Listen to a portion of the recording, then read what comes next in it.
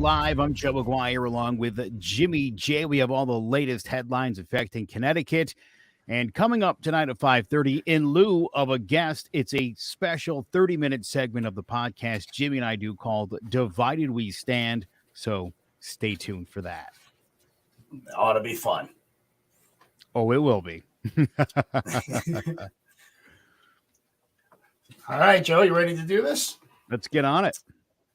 Students are still struggling in Connecticut schools following the years of disruption during the pandemic. New academic results released by the Department of Education show the pandemic affected more areas in the classroom and troubling trends inside and outside the classroom.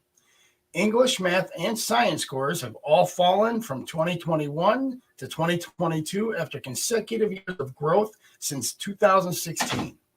With middle school students seeing the slowest recovery since the pandemic, the annual results of the Next Generational Accountability System, which looks at broad indicators to show how well a school is preparing students for long-term success, has been released for the 21-22 school year. While there has been some improvement in the last year, most areas are below pre-pandemic time. Student achievement in all testing subjects is down. Chronic absenteeism has increased by 13% compared to 2019. Physical fitness has dropped 7%, and post-secondary readiness and on track to high school graduation declined as well. Administrators say it's top of mind and they are taking action to improve these concerning areas. Using the results, the Department of Education has identified 11 new turnaround schools that have consistent low overall performance, bringing their total to 40. Whoa.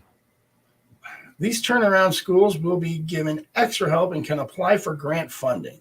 The results also reveal a higher decline in academic learning for high-need students, with chronic absenteeism more than doubling to 34%. You know, Jimmy, we've been talking a lot about the education system, and obviously we know, nationwide test scores kind of took a dip all around the country. Connecticut, all in all, actually was in a lot better shape than most other states. But clearly, I think everybody understands the way this pandemic played out. Again, not to get into the politics behind it, but it certainly did hurt the kids for the most part. We do have a lot of work to do to get these kids back on track. Joe, I was wondering if I could take one here. My wife works at a school, and her school was just recognized as a school of distinction here in Connecticut. Her school actually had higher test scores. So very proud of her and her friend, the principal. I'm not going to mention the school right now, but it was on the news. Go ahead. So give them a plug. All right. Bristol, Ivy Drive Elementary School in Bristol, Connecticut was the only school in central Connecticut. The other 3 out of the 4 that were given that honor in Connecticut were down along the shoreline. Well, that is fantastic. Congratulations to them. That's, again, it should be noted. And the people that are putting in the hard work and putting in a little extra work, let them be setting the example for everybody else. Absolutely. Thank you. That was very well put, Joe. Of course. Jimmy, out of all 50 states, believe it or not, Connecticut took the prize for the best ranked drivers. This is according to a new study conducted by Quote Wizard, which found the Connecticut drivers ranked best in the nation, and it wasn't even close. The Nutmeg State took the top spot by a wide margin, ranking the lowest in citations, DUI, speeding tickets, and accidents. Michigan, West Virginia, and Delaware followed suit, with New England's New Hampshire and Vermont also scoring spots in the top 10. On the other end of the spectrum, shockingly, Utah was ranked as the worst state drivers in the country. Utah took the lead in nearly every dangerous driving category: speeding, second in citations, fifth in accidents, and eighth in DUIs. 4 other bad states: California, Iowa, Wisconsin, and Ohio. We were literally talking to Jim Cameron yesterday about all the crashes in Connecticut, but I guess apparently everyone's doing much worse than we are. This has got to be a spoof, right? Like, I drive in the state every day. There's an accident every day. Every day there's Imagine what the other states are like. accidents, multiple. Oh my God, there must be just gridlock everywhere. Oh, right. I don't know what to say about. I am in disbelief. I read the story, complete disbelief, But hey, well done, Connecticut, I guess, right? Some good news for the Nutmeg State. We'll take it. Hey, there you go. Do you know what, Joe? Licensed hybrid cannabis retailers may officially begin selling cannabis products on January 10th, 2023. The Connecticut Department of Consumer Protection announced Friday. Retailers can sell products to all adults over the age of 21 and no earlier than 10 a.m. or as local zoning permits on January 10th.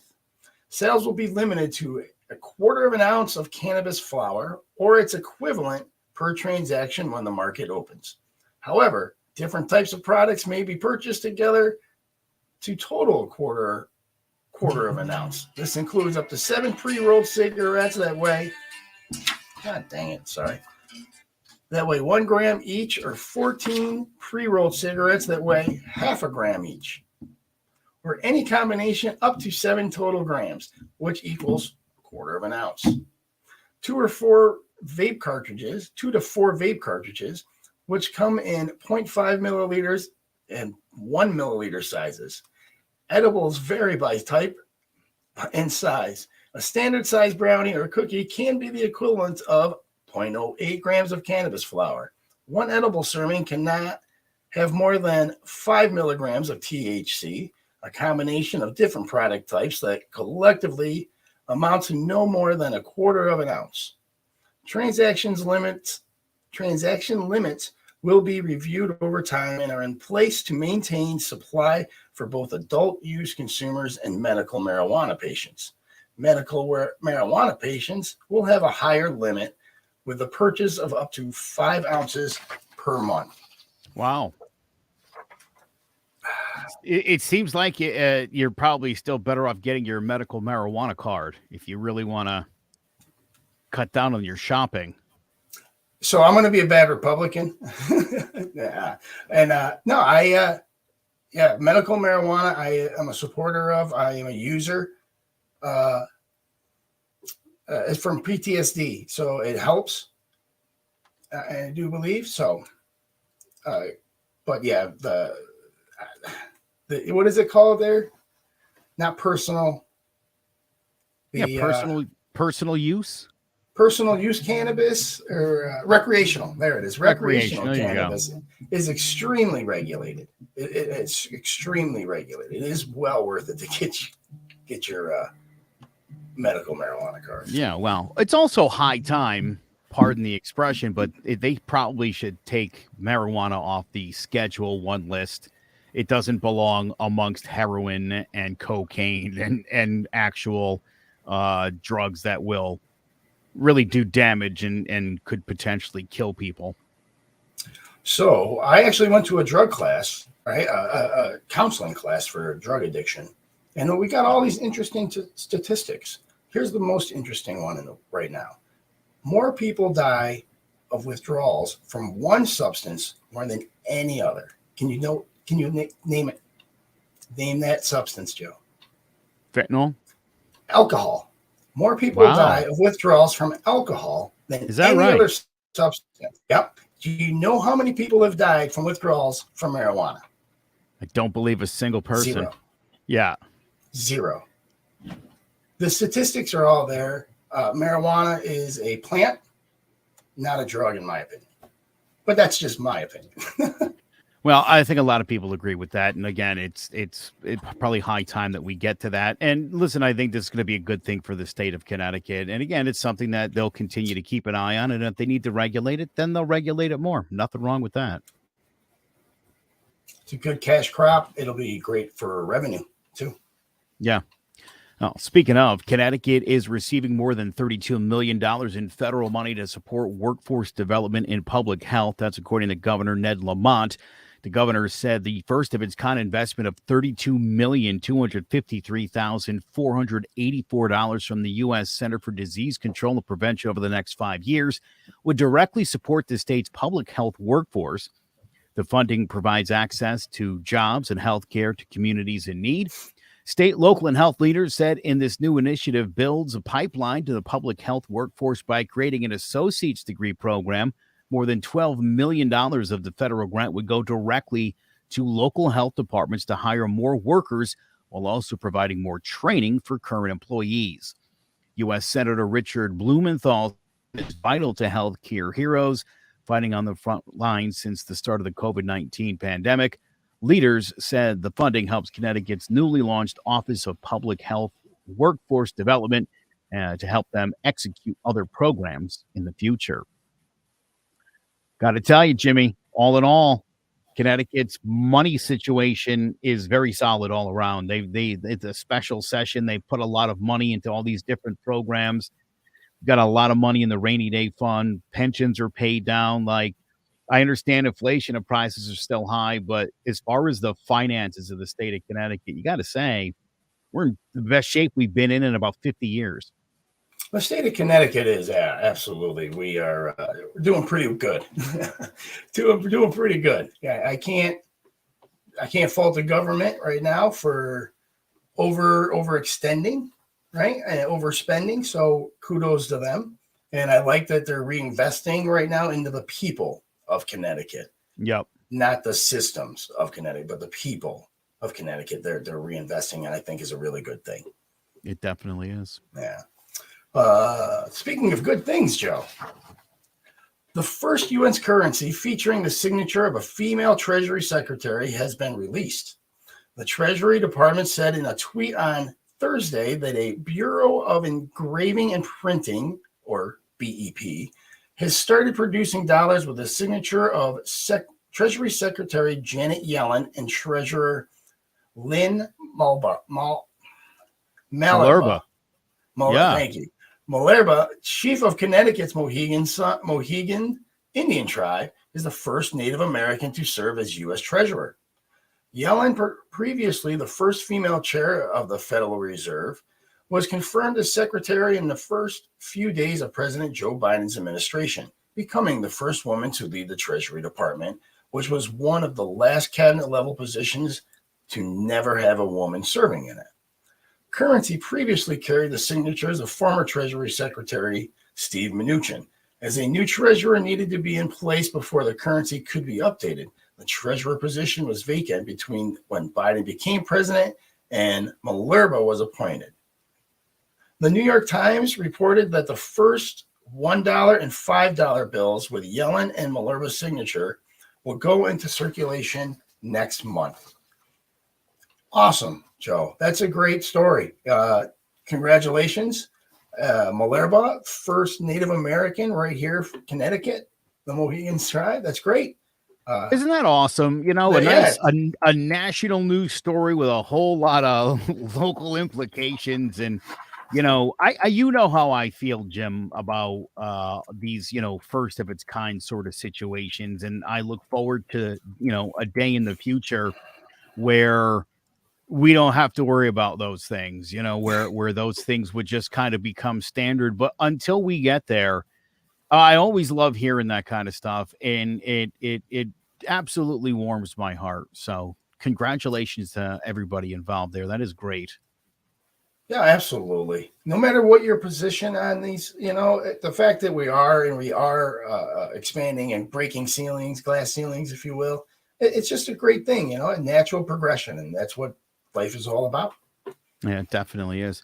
Speaking of good news, Brittney Griner returned to the United States early on Friday, nearly 10 months after the basketball star's detention in Russia made her the most high-profile American jailed and set off a political firestorm. Griner's status as an openly gay black woman, her prominence in women's basketball, and her imprisonment in a country where authorities have been hostile to the LGBTQ community heightened concerns for her and brought tremendous attention to the case. Russia's invasion of Ukraine after her arrest complicated matters even further.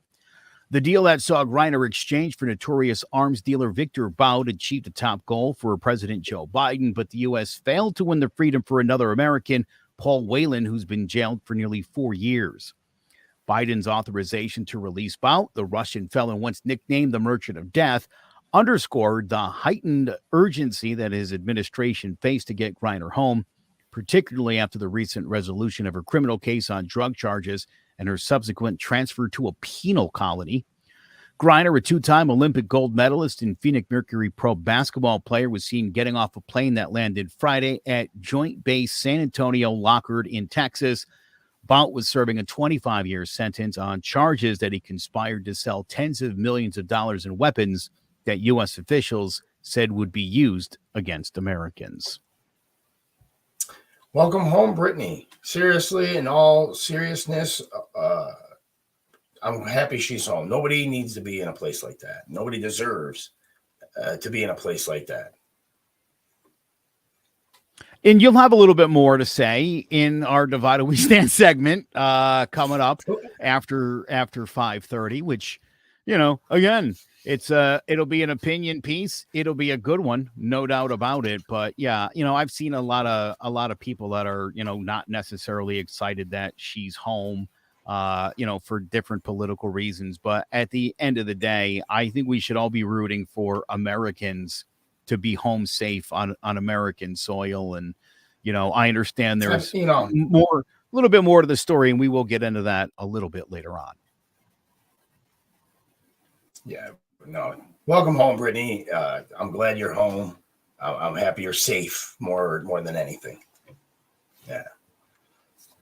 All right. Walmart is considering possible store closures and price hikes as it grapples with what the company says is an uptick in shoplifting. Walmart CEO Doug McMillan, said Tuesday on CNBC's Squawk Box that theft is higher than what has been historically. If that's not correct, prices will be higher and or stores will close, McMillan said. Target, another big box retailer, is also seeing theft rise. Last month, CNBC's reported that company's chief financial officer, Michael, come on, you guys give me the words. Fidelk said shoplifting jumped about 50% year over year, translating to more than $400 million in losses during this fiscal year alone. A recent survey by National Retail Federation found that in 2021, organized crime went up by 26.5%. As a whole, retailers lost almost $100 billion in 21 to organized crime. Hitha Herzog, a retail analyst and financial expert, said consumers could be affected by stealing as more security measures implemented in stores. It's funny. Last night we were talking about the idea, right, that Metro North is losing $500 million a year on people jumping the turnstile. It seems as though, again, we talk a lot about how crime seems to be a little bit rampant these days. It seems like a lot of the money crimes too. People are, again, the people getting away with murder. This is much worse and this hurts everybody, because obviously as companies lose money and have to implement money to try to recoup those losses, it gets, put back on the consumer. It's very unfortunate. Joe, the other night I was reading headlines how Bertucci's is closing. There's a couple other restaurants closing here in the state of Connecticut alone. And there's one Bertucci's, there's 4 Denny's left, right? In the whole entire state of Connecticut. And it's sad to see all these companies and all these choices and all these places that employed the nutmeggers are going to go away, right? And it's sad now, especially if Walmart, Target, you think the stores are crazy now when you go there. Take a couple of them away, and those people still need their goods, right? It's it's scary. It really is. Thing all around for anybody. The economy as a whole, the state, the country, is just not good. Yeah, I don't know. Yeah, it's pretty bad news, and to hear it, and again, it's not even just happening at Walmart. It seems to be happening everywhere these days. So definitely something to keep our eye on and moving forward. There was some big Absolutely. news, by the way, on the national political scene. Senator Kristen Sinema is calling it quits from the Democratic Party. She's becoming an independent. In a media blitz this morning, the freshman senator announced that she has left the Democratic Party and registered as an independent, working a significant shakeup for the Senate as it heads into its 118th Congress. I registered as an Arizona independent. Like a lot of Arizonians, I have never fit perfectly in either national party, said the senator. Sinema's decision doesn't come as a complete surprise. The Arizona lawmaker has been a centrist throughout her 4 years in the Senate and is known for working closely with Republicans on various issues. In this year alone, she helped bipartisan breakthroughs on gun safety legislation and a measure to protect same-sex marriage, both of which passed through the evenly split 50-50 Senate and were signed or expected to be signed into law by President Joe Biden. But Sinema has also been at odds with the rest of the Democratic caucus, holding firm against weakening the legislative filibuster, and over the summer, driving the party to remove a provision closing the so-called interest loophole from their tax and climate package to win her vote. She did, though, ultimately vote for that bill. Senate Majority Leader Charles Schumer said Sinema will keep her committee assignment, which, according to the New York Times, means Democrats will maintain their 51-49 majority over Republicans as we head into the next Congress. I'm confused. Help me out with this. If she was a Democrat, and it was it a 52-48 chamber, or was it a 51-49 Yeah, 51-49. Yeah. So and if she leaves the Democrat Party, registers as an independent, right? Does that make it a 50-49 now? No, because she's going to keep the assignments that she was given while she was a Democrat. So it's not going to, in the very short term, it actually won't affect anything. I'll actually have a little bit of a piece on this coming up in the second half of our show, because this is not the first time Kristen Sinema has shifted parties. She's actually done this once before. She used to be a Republican even further back in the day. So it'll be interesting going forward. You know, Bernie Sanders and Angus King are also independents who caucus Democrat. So again, at the end of the day, this is it seems as much about attention as it is really about anything else. I don't disagree wholeheartely. I don't disagree 100%. I think it is at a big attention for she's grabbing every headline in the national stage. But if it doesn't make a difference, which it doesn't seem like it's going to, it's not going to help slow down, I should say, the Democrats in any way, then it's kind of a moot point, don't you think? And it's straight attention grabbing. Well, you know, Dr. Amy China and I were talking last night about the Defense of Marriage Act that got passed with bipartisan support both in the House and in the Senate. And it looks like we're going to have to really start working in a bipartisan fashion if we want to get some things done. And right, not everybody's going to like and be happy all the time. They're not going to get everything they want, but that's how politics works. And so we might be ushering in a new era of compromise. Imagine that thought. Oh, don't say the word, Joe. It might not happen. You might jinx it. I know, right? Don't want to jinx that, but yeah. They're delicate of a topic with these people. Nobody wants to compromise on that in the past couple of years.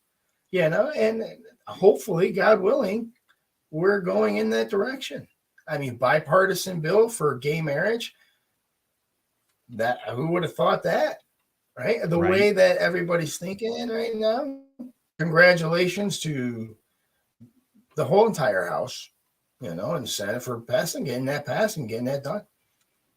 Absolutely. I'm very optimistic going forward here. I kind of like where we're at. Well, I want to see a little more evidence before I start popping champagne corks and stuff. But let's see what they can do about inflation, right? Before we get too excited, let's see what happens when inflation is the topic of the day. And I think that they are feeling it from every side. They're going to have to try to get something done here. It's not a thing. It's not a Republican or Democrat thing here. It's everybody, no matter what party you are, is hurting right now. And I think that they want to actually. I think they really do. They want to, and they're gonna get stuff done and help us out. Truly. And I wish them the best of luck. You want to do you know what? I want to read a little bit of weather for you. How about it's going to be cooler this afternoon into the evening with highs into the low mid-40s. More clouds expected tomorrow with highs only in the upper 30s near 40 degrees. By the way, Saturday is our great give. No? Saturday? It's not? Yeah. It's gonna be cold that day. Let's just say that about it. Oh, okay. Yeah. Yes, it is going to be cold that day.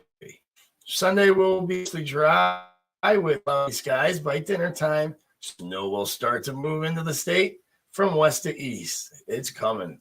Since the snow will taper by Monday morning, we don't expect any blockbuster amount in school start times. I'm thinking I'm reading anywhere between a dusting and 2 inches by Monday morning. So you might need I think that'll be nice, right? Dust some off Just your enough. car. Just enough snow is kind of what we're looking at. And so I'm excited about that. You're a snow guy, huh? Actually. Well, look, don't get me wrong. I don't love snow, but I don't mind snow, especially when it's in a tolerable amount. How's that? All right, I can live with that. I can. I've lived in upstate New York where, it gets like 6 feet of snow every other day. And you still got to go to school and stuff like that. But I've also lived in San Diego, California, where it's 78 degrees on Christmas Eve. Right. I prefer 78 degrees on Christmas Eve. I'm not going to lie. So I do have time. Real quick, Joe. The first Christmas Eve I was in San Diego, I called my family from an outdoor hot tub. And they're still in upstate New York, just to rub it in. That sounds about right. Yeah. I don't blame you one bit for rubbing it in. That is for sure. All right. So we are going to take a real quick break. We're going to come back and we will give you a 30-minute version of our podcast, Divided We Stand. CT Politics TV and the Connecticut Taxpayers Union present Unaffordable America with Daniel Kent Newmeyer, Joe Patrina's band Little House, focusing on Connecticut. Now get yourself ready, go cat go. Ooh, yeah. Entertaining and taking an educational look at nonpartisan issues of affordable living in America. Born in a land where we wave 'em high. All points of view are welcome. And we got blue angels climbing in the sky. I'm the luckiest guy in America. I'm the luckiest man born in America. Join the Connecticut Taxpayers Union right now at ctpolitics.tv. Born in America.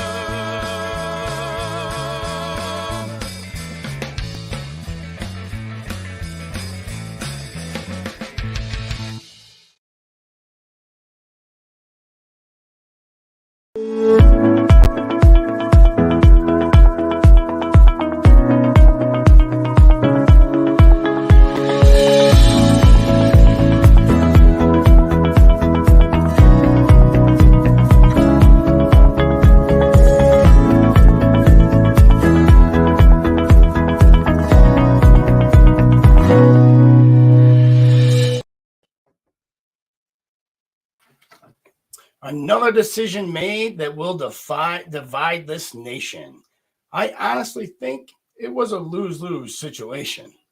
One side or the other would have felt slighted. One side or the other would have been delighted. When it comes to this one, though, I'm very upset. Politics over right is the slimiest move yet. Don't get me wrong. I'm happy she's home and well. No one should be in conditions such as hell. But there is something here that is not being said. One of them broke law and was set free instead. Then there is the equity of it all, the merchant of death for basketball. I'm so confused on the decision making here. Somebody please tell me, how the hell is this fair? Welcome to a special episode of Divided We Stand. I am Jimmy J, and that man over there recovering from a heart attack, you ought to know by now, is Joe McGuire. Nice. Joe, before we get into it, the overarching aspect of this, I'm wondering what you think of the weight of the trade. You know what I'm saying? Like Griner for the merchant of death. Yeah, look, she should have been a throw-in, obviously, along with Robert Whalen. But again, look, Robert Whalen, I don't know that we'll ever really understand what he was doing there. Former FBI agent who was arrested in Russia and has been held now for about 4 years. Straight up, that's probably the guy that we wanted back. And they were working on a 2-for-1 deal. Listen, here's the thing about Brittney Griner. It was no coincidence she was arrested just days before the invasion of Ukraine. This, Vladimir Putin's a smart guy. He needed to bank some chips. Listen, here's the other unfortunate thing. Brittney Griner has been working in Russia for many years because we don't pay women basketball players enough money in this country. So in the off season, a lot of them go play overseas. Russia has a league. Look, she stands out. She's a 7-foot-tall black woman in Russia, right? Everybody knew who she was. She's been bringing vape cartridges into that country for as long as she's been going there. You could point out, yeah, look, you can't break laws in other countries. She'd been doing it rather consistently, and, she got a little complacent. The second they decided they needed a pawn, they arrested her. And really, there was no argument because she knew the law and she was breaking it. So it's an unfortunate situation. And I don't think anybody feels good about the idea that the merchant of death is being freed, for anybody. I don't care how many Americans we're getting back. It certainly feels like giving them back Victor Bout is a terrible idea. But, it's an unfortunate consequence of war. Again, I can't state this enough, guys. I truly am pleased. Happy she's home, she's safe, and she's well. She's reunited with her wife, and that just, that's a great thing. It truly, truly is. However, and I'm not trying to take away from that at all by saying this, right? But the laws, right? Just explain to us how she's been going there for a long period of time, which, by the way, I agree with you. A lot of these players go overseas. They play a lot all year round, right? NBA men basketball players do this, right? The difference is if you know the laws of the country and you break them, why should you be released from prison at all? Now, again, nobody should be working in that camp, right? No, but not even the Russians are working in that camp. But if you break the law, what makes you special compared to somebody who didn't? Sure. Break the law. Yeah. Again, I mean, that's why we have these, again, it's Russia. It's again, I don't think it was any coincidence that it happened when it did. If this would have happened 2 years ago when Brittney Griner was there, it might have taken on a whole different approach. The fact that it was just days before the invasion, you just have to assume this was an intelligence move on behalf of the Russian government, figuring that at some point they might well need to be able to leverage some negotiations with the United States. Yeah. But again, look, And I would be very clear on this. Anybody who breaks the law in another country, you're clearly at the mercy of that country, especially if, and like I said, I think Brittney Griner got a little complacent in no one's going to care about a couple of cartridges until they do.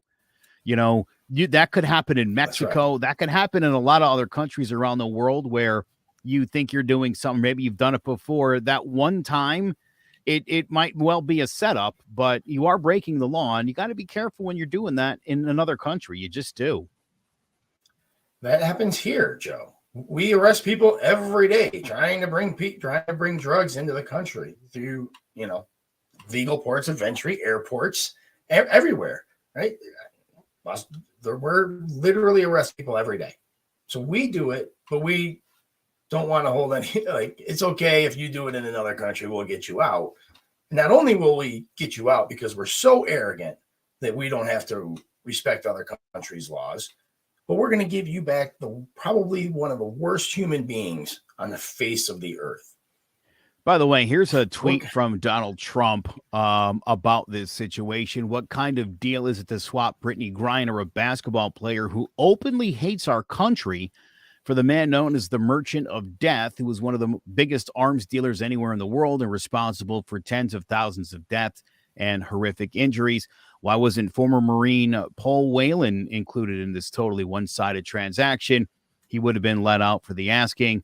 What a stupid and unpatriotic embarrassment for the USA. So I would say to President Donald Trump and anybody who thinks that way, Brittney Griner doesn't hate America.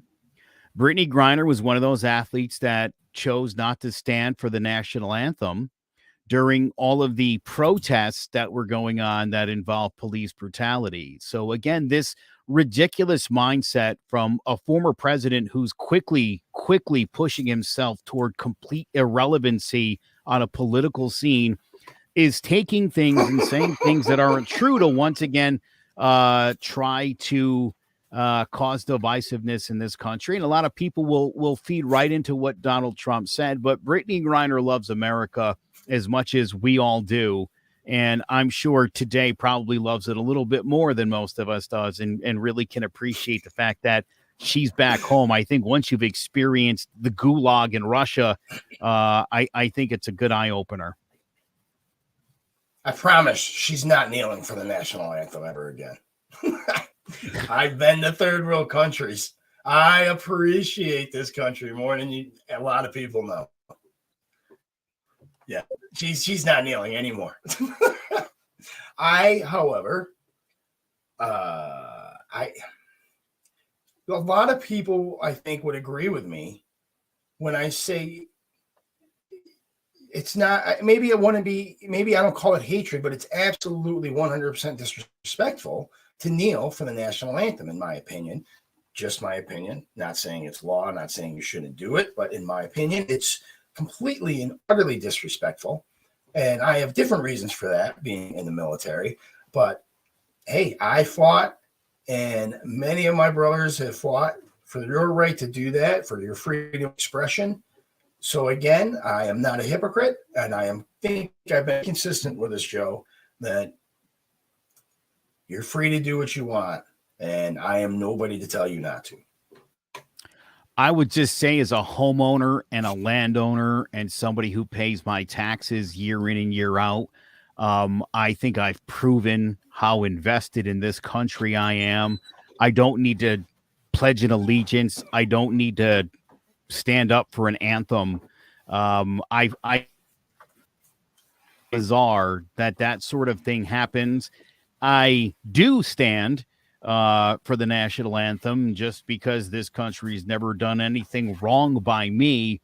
But I think forcing people to pledge an allegiance or to stand for an anthem that maybe they don't feel covers them completely, that's a little authoritarian for my liking. It should be the kind of thing where you love America so much you can't help but take off your hat and stand up when you hear that song. And I'd like to think, Jimmy, we get to a day where everybody in America feels that way, but we got some work to do in order to get there. But I understand as a veteran why you would be offended by that. I do. You know, again, these folks have been extremely clear that their protest has nothing to do with the military and everything to do with the United States government. I completely understand that, and I respect them saying that. And thank you very much for saying that. However, your actions, your actions in doing that is an act of disrespect, in my opinion. Because go to Arlington's National Cemetery, every single cross there is because somebody loved this country enough that they wanted to go and fight and die for it. And if you disrespect the flag, and this, again, just my opinion, you kind of disrespect those men, those women, that went before us and made this country the great country that it is. But again, that's, I spent 20 years in the military, so it's obviously, that's obviously going to sway my opinion a little bit here. Of course. And I totally understand where you're coming from. There was a video a couple of years ago of two soldiers and some people that tried to burn a flag in protest. Right. I think the video I'm talking about. And they ran over there and not on our watch. And they saved that flag. And I understand. I really do. I think especially when you're someone who served, you're probably a little more patriotic than the average guy. You know what I mean? You probably are. And I don't know that it means a little bit more to us. It certainly does. Yeah, I totally understand that. And I understand where you would feel the disrespect. Even when someone generally says, Jimmy, no disrespect, but you're still going to feel disrespect from it, unfortunately. And I think this is just another one of those situations. Absolutely. Well put, Joe. I don't want to parrot, what you said. I agree wholeheartedly. I think Brittney Griner was wrong for kneeling, right? Again, I'm happy she's back, and I'm willing to bet she's not going to kneel anymore. And I think that's a good thing. Everybody should learn a little bit of appreciation, like, people like her and I have. And again, I think, like you said, though, I think her days of not standing for it are probably over. I really do. I really do think, the amazing amount of appreciation she probably has for her own freedom now in this country. Again, we'll see kind of going forward. Hey, what if we can go back and recapture Victor there and maybe trade Whalen for him then? That's what we need to do now. Regardless, we do have to get Robert Whalen out of Russia, and look, the two school teachers as well, right? Yeah, there's a few people that are being held over there, and I'm hopeful that by the time this Ukrainian war comes to an end, that we're able to leverage some of that situation into bringing everybody home. Because again, like you said at the top, we don't want any Americans sitting in foreign prisons. That's terrible. That shouldn't bring joy to anybody. And we all gotta, again, we gotta stick together in the end. Yeah, we're all Americans. We all love this country. Again, my issue with President Trump, suggesting that again that somebody doesn't love America because they have a different political view than you. That's nonsensical, and it doesn't do anything in the way of sort of progressing this country forward in a workable and more cooperative fashion, which again, with the way the House and Senate are currently split, it's going to have to be compromise and just kind of, everyone just sort of not getting everything they want. And that's how it's always kind of been in this country. We're going to have to go back to that. And so I think the divisiveness, I don't find it necessary. Neither do I. But in the chambers being separated like this and having to compromise and having to work together, not getting everything you want, like you stated, that was the intent by our founding fathers. That was the intent in how, because they saw that's the only way to move forward together. And there's that key word, right, Joe?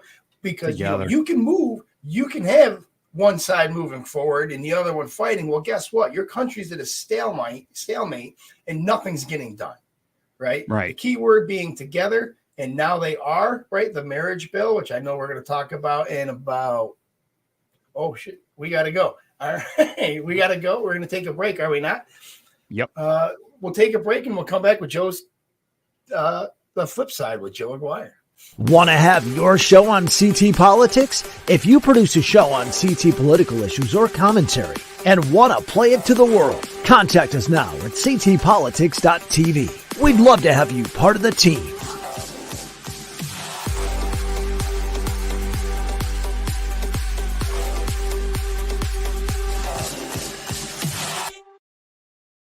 Earlier this week, I returned to the world of conservative radio where I pointed out that the Republicans had one of the worst midterm performances ever. It's not my opinion, it's a fact. The president's party hadn't done this well in a midterm since FDR in 1934. That was during the Great Depression, for crying out loud. Now, for my troubles, I was called one-sided by a listener who then explained to me that all of America's problems are because of white liberals. Yeah, that's right. This listener pointed out that I had actually called Herschel Walker stupid a couple of times, which, well, he is. Herschel, Senator Raphael Warnock wants to debate you. You didn't debate during the primaries where you walked away with 68% of the Republican votes. Why won't you commit to a debate? Well, first of all, Senator Warnock has nothing else to talk about. He don't want to talk about the high gas prices. He don't want to talk about the high groceries. I've told him many times, I'm ready to debate him anytime, any day. I just want to make it for the fans, not about a political party or about some media. And all he's doing is talking. I want to make it a fair and equitable debate for the people. Are you worried about the moderator? I don't think Herschel Walker understands what a debate is. All the words and the fans, like, nope, you'll be talking about different topics. Not sure he even understands that. Now, this caller said he'd rather have someone stupid than someone who doesn't love America. We're all targets now, though, for daring to push back against the regime, and it doesn't stop at a weaponized legal system. I'm not going to mince words with you all. Democrats want Republicans dead, and they've already started the... What is that Looney Tune even talking about? Jimmy, I mean, the stupid coming from the right at this point is almost extraordinary. We can't say the same for the so-called Equality Act, which we all know that's just the Democrats using a play on words. There's nothing about equality in that act. If anything, it's supremacy of gays and lesbians and transvestites. I mean, like, that's what this is about putting them higher than anyone else. It's not about equality. If you look at... I think most gays and lesbians would certainly disagree with what Ms. Bolbert just said there. This is what happens, though, when you only read one book, and that book is thousands of years old. Because I wake up at 4:30 in the morning, every single morning. I say the Pledge of Allegiance to my 5-year-old and my 3-year-old. In fact, they say them now, and they do so beautifully. And then I say the Lord's Prayer, and I say 2 other little family prayers that we have. And then I make them say something that's meaningful to them. I do this every single night at 7:45, no matter where I am in the world. That's the definition of indoctrination, perfectly explained by an idiot.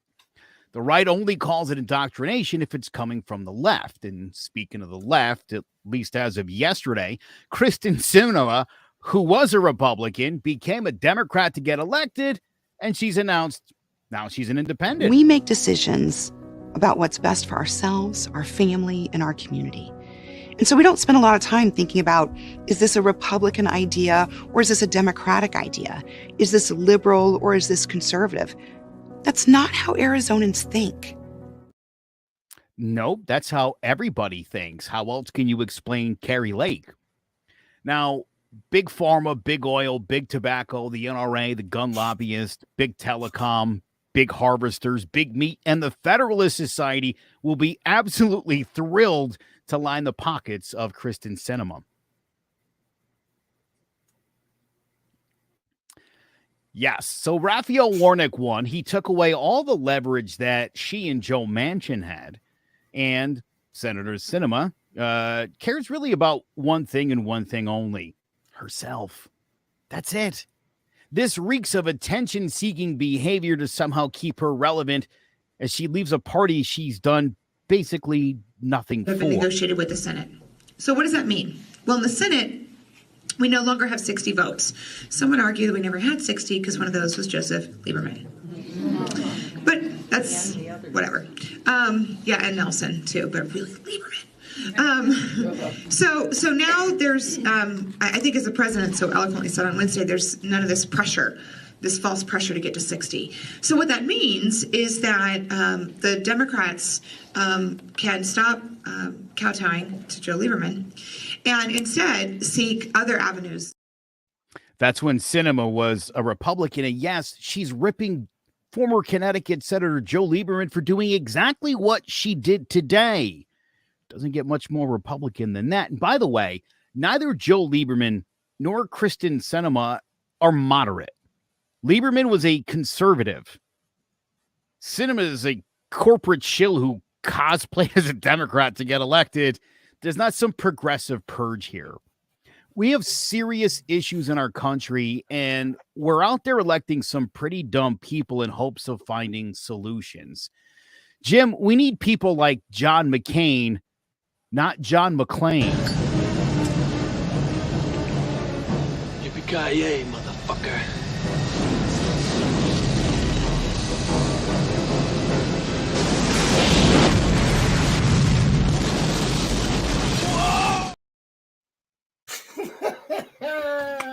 Well, that's where we're headed at this point. Always. I love hearing your take on things and just how utterly just wrong you can be sometimes. Yeah, of course. You know. Actually, I was reading this earlier today, and I'm like, nope, he's right about Joe Lieberman.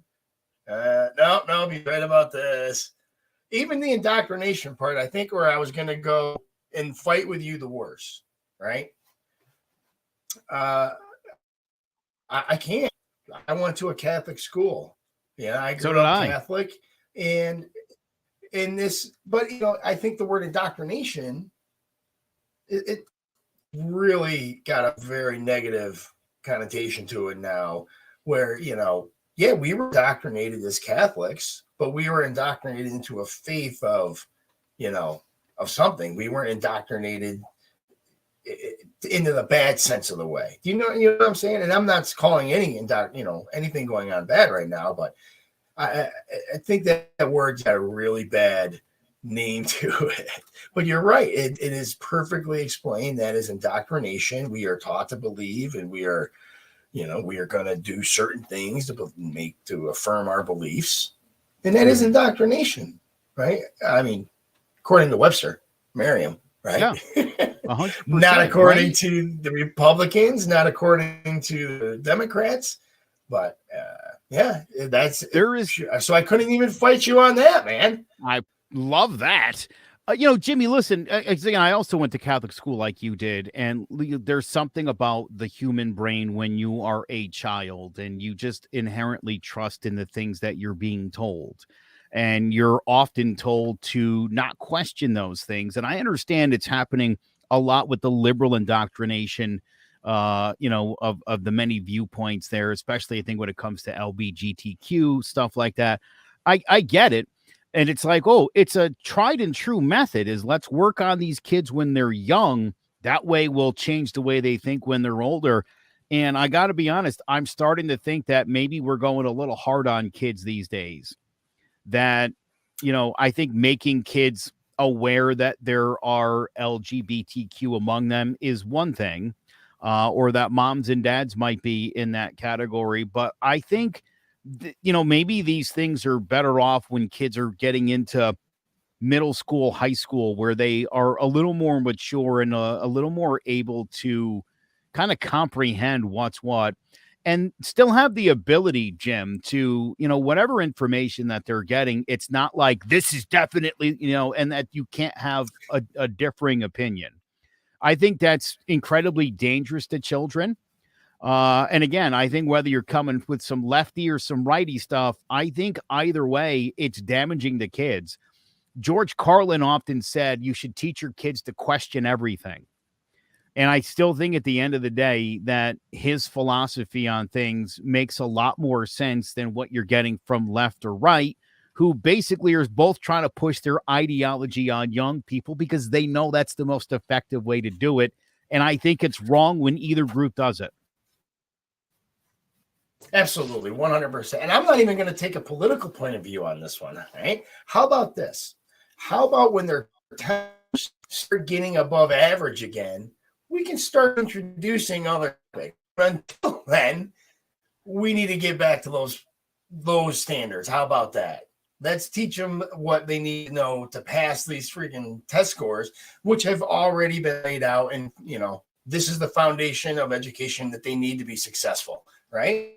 What we propose, this is what we have used. Now we're going to introduce all these other topics that have no inherent benefit right now when they're failing every subject.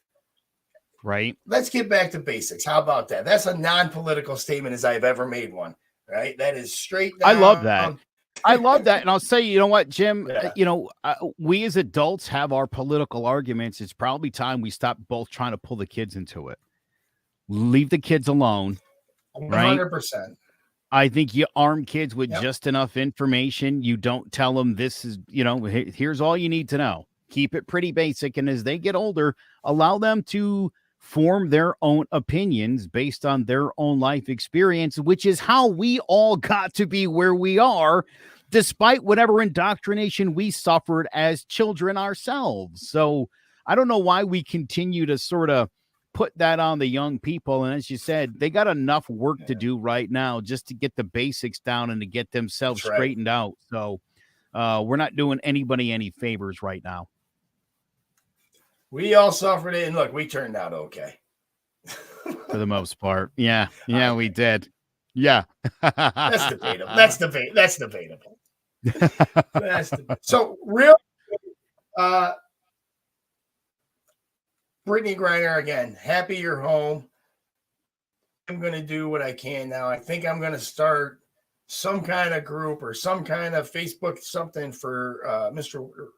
Whalen, because the injustice in me that was done to this week was, it really hurt me. It did personally. As a former Marine, as somebody who absolutely loves this country, it was a complete disappointment that he couldn't get those two or even all four of them. He should have gotten all four, right? That's like somebody coming up to you saying, hey, drive a Maserati. I'm going to trade you this Pinto for your Maserati. And you're like, yeah, okay. Like, that makes no sense to me. None. Yeah, you could have got a couple Pintos at least. You should have gotten all four Pintos at that point for a Maserati. And let's not beat around the bush, right? The Merchant of Death he's one of the most high-profile killers ever. He has supplied some of the worst terrorist groups, some of the people, some of the worst countries in the world will all supply all sorts of arms, ammunitions that are meant for one thing, to go out and kill other people. Yeah. But yet we just let this man go free when Russia's not doing great in their war. I bet you things start turning around for him a little bit. God forbid. God be with the fighters in Ukraine, but now they got another. They have another quiver in their, arrow in their quiver. Right on. So,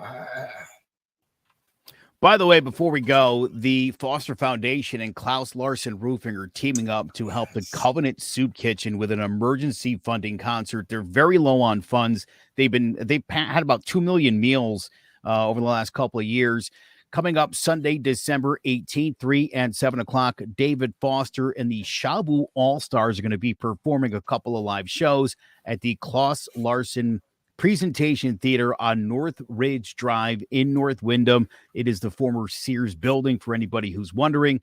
The Covenant Soup Kitchen donations and funds, as I mentioned, are significantly lower than last year. These are your friends and neighbors, so we hope that you can come on out and help us, right? More individuals and families need help this year.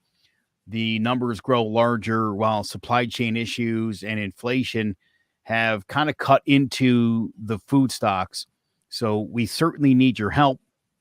Outreach is underway to foundations and to corporations who always do their part, but unfortunately, most of the Covenant Soup Kitchen budget at this point, which is funded by small individual donations, is in need of some help. Tickets for the concert are just $20, right? There's not a lot of concerts happening at this point. Eventbrite.com is the website. The Foster Foundation and Klaus Larson Roofing are teaming up to help the Covenant Soup Kitchen with this emergency funding concert. Again, Sunday, December 18th. There are going to be 2 shows, 3 and 7 o'clock.